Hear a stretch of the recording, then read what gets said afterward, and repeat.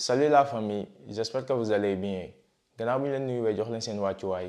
tey ñoo fi ñëw nar a wax ci Bah Diakhaté gannaaw bu mu yëkkatee ay kàddu yu ñaaw jëmale ko ci Ousmane Sonko di ko jiiñ ci lu jëm wàllu góor jigéen di wax Ousmane Sonko def na lii def na laa kàddu yi du ma ci jaar mu doon ay kàddu yi nga xam ne nii ay kàddu yu ñaaw la ndax koo xam ñi nga xam ne nii ñoo féetee ci waa APR ak ñenn ci ñi nga xam ne nii ay journaliste lañ.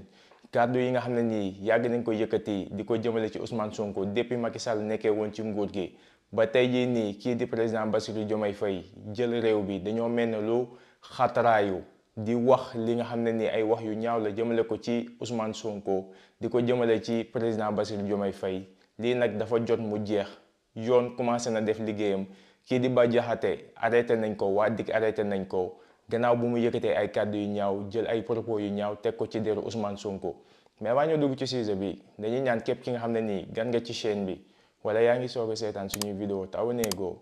nga abonné ci chaîne bi aimé vidéo bi te nga wax ñu sa xalaat ci commentaire yi sama gars yi aimé leen vidéo bu baax a baax loolu mooy tax YouTube mën a conseil suñuy vidéo ñi nga xam ne nii gan lañ ci chaîne bi abonné guñu suñu chaîne ñu mën a seetaan suñu vidéo dem ba abonné ci chaîne bi. bu dee yaa ngi doog a seetaan suñu vidéo bul fàtte abonné liker partager parce que ça nous aide vraiment. Voilà donc mbirum góor jigéen Sonko bako mbirum góor jigéen bako ngir yàlla parce que da nga tëddee ay góor bañ an interne leen hôpital nga sëy ak ay jigéen ba ñu jiiñ la sodomie Oxfam jox la 100 millions. nga recevoir nu mu tudd sax Majid Nassar meilleur le refuge du Havre nekk góor jigéen nga ñëw couple góor jigéen affirmer seen àndoo ak yow nga dem Suisse ay góor jigéen recevoir la yow lan nga mën a wax ci góor jigéen nga ñëw gars yi def seen loi nga ne sous réserve ba Karim Xurum génn di wax après nga doon a ñëwaat di wax di jéem a nëbbatu def discours pour non mënoo li ñuy wax maanaam del wax rek. di nga wax kat dana wax ba làmm ginnaawam ne du saa bos dox kat tamit dina dox ba dëgg yi neefere doroyam donc loolu laa ci bëggoon toftal ci lu ndaw j'avais dit 30 minutes mais je suis à 39 donc sant nañ ñëpp gërëm nañ ñëpp man nag li ma wax moom leer na nañ li may wax nag bu nekkee ni dama sosal nit yoon am na ci dëkk bi saa yoon dafa am ci dëkk bi yoon dafa am ci dëkk bi voilà donc sant nañ ñëpp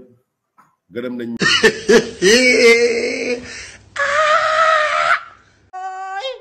man te ma naaw benn yoon noppalu man mim réew ay fu nu jëm.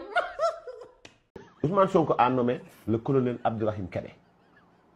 góor jigéen la xam nga turam laa wax jaar ci ne góor jigéen la Ousmane Sonko nommé na ko moo yor ka défense ak sécurité Pastef Mamadou Agueye du ci wax sàmm jikko yi duñ ci wax ñoom Babacar Mbuub naa fekk yooyu duñ ci wax c'est-à-dire que Abdourahim Kébé moo nekkoon le capitaine commandant la 11e compagnie des fusées voltigeurs de Kédougou jóge fa ñëw DIRPA xam nga DIRPA direction de l'information et des relations publiques des armées ñu tëj ko 45 jours à la de rigueur pourquoi parce que da doon intimider ay soldats ay hommes de troupe pour tëddee leen. ay accusations nga nekk. non j'accuse pas malheureusement les gens ne suivent pas l'information j'accuse pas il a été enfermé pendant 45 jours à la de rigueur. d'accord dinañ ci ñëwaat. non xaaral ma expliqué ak mandat de dépôt tëj ko kaso pour affaire góor jigéen mu génnoon Sénégal ñëwaat na Ousmane Sonko teg na ko ci wetam ak kan. ñoom ñëpp ñoo la gën a xam Ndiaga Seck l'ami intime à Ousmane Sonko Fatou Seck sax lañ koy Ziguinchor ci ñoom la bokk c'est des homosexuels confirmés keneen ki journaliste par respect à votre chaîne du ma ko wax mais Pape Alé ñëpp xam nañ digganteem ak Jean Rodriguez Pape Alé ñaar ñëpp xam nañ digganteem ak Atoumane Ndiaye Bar Kossé fële fa lañ doon daje. Pourquoi maintenant Ousmane Sonko aime être entouré par des homosexuels pourquoi ñu jiiñ la sodomie maanaam sodomie lañ la jiiñ suite beauté maanaam góor boo xam ni da ngay tëdd ak jigéen di tëdd ak góor waaw non mais. j'ai dit que Ndiaga Seck en 2010. xam nga Ndiaga Seck en xam nga man sama plateau gi nee bëgg ngay jëlaat dama bëgg ñu recadrer. Ndiaga Seck en 2010 parce que tamit Sonko n'est pas là pour se défendre. non dama lay wax non dafa yore famille yore njaboot donc je ne permettrai pas que yenn cadre yi fort yi en 2010 non ma lay wax Ndiaga Seck non j'ai dit que pourquoi il aime s'entourer de des gens comme ça. Ndiaga Seck en 2012 mi ngi woon Translogistique xaritu benn bakkanam la école sax CMT ñoo ko bokkoon doon bokk benn table banc bi ñu doon toog Ndiaga Seck tu sais ce qui s'est passé en 2010 il a été interné à l'hôpital boobu mi ngi Translogistique dafa fa comptable tëjoon nañ ko fa sax Ousmane Sonko fay avocat bu génn il a été maanaam dañ ko tëjoon dañ ko yóbboon hôpital. pourquoi parce que na ma lay wax parce que góor ni moom la tëddal. d'accord ba tey si ñu yàq ay awraam dama lay wax rek. ñu yàq ba tey nag ci say kaddu ñu yàq demukaay say kaddu la ñun gisuñu ba tey ay preuves yoo xam waaw non j'ai dit xam nga li may wax man xam nga li may wax man ah li may wax. mooy yéen. dafa désolé waay. sama gars yi vidéo bi ñoo ko seetaanandoo dégg nañ kàddu yu ñaaw ay kàddu yu salte yi nga xam ne nii kii di Bah Diakhaté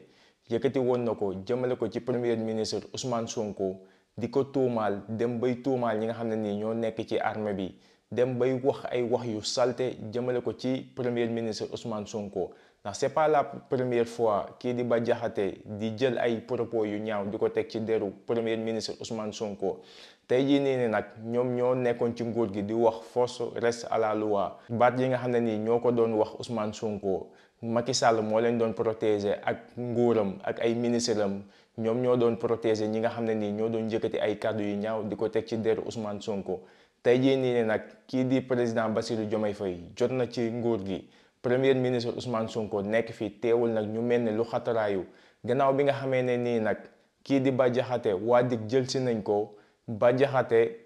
yóbbu nañ ko maître El Hadji Diouf moo fa nekk naan di ko jéem a layal di ko jéem a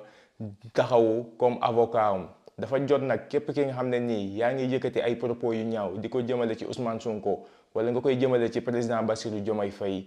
police jël la teg la ci yoon ndax ñoom noonu lañ doon def ñi nga xam ne nii ñoo nekkoon waa Pastef di ko def li nga xam ne nii mooy bépp militant wala sympathisant bi nga xam ne nii sympathisant Pastef nga te ñoom propos yi nga xam ne nii ñu ngi koy yëkkati di ko teg ci deru président Ousmane Sonko ñun amuñu woon fitu sax di ko yëkkati di ko teg ci deru Macky Sall. mais ñoom nag dañoo mel ne lu xataraayu fan yii nii ndax coowal góor jigéen yi di yëkkati ay kàddu yow bu nekkoon sa papa la di nga ko wax kàddu yi nga xam ne nii wax nga ko kii di premier ministre Ousmane Sonko Sénégal nag. président Bassirou Diomaye Faye dafa wax liberté d'expression mais liberté d'expression dafa am fu muy yem liberté d'expression mayu la ngay yëkkati ay kàddu yu ñaaw di ko tuumaal ay góor ndax président Ousmane Sonko depuis 3 ans mu ngi nii lu nekk yàq nañ ko lu nekk tuumaal nañ ko wax ju bon wax ju ñaaw ju nekk ñu ngi koy teg ci deram dafa jot nag mu jeex dafa jot nag maslaa bi jeex maslaa bi dafa bari ñii nii yóbbu leen police tëj leen loolu lañ xam gannaaw commencé nañ ko nag di leen jàpp benn par benn bu yaboo nag ñu xam ne yoon bi dina def liggéeyam réew bi dañ ko bëgg a teg ci yoon réew bi dafa am justice pas justice bi nga xam ne nii ku ma am ndey ku ma amul ndey mais dañoo war a respecter ñi nga xam ne nii ñooy président Ousmane Sonko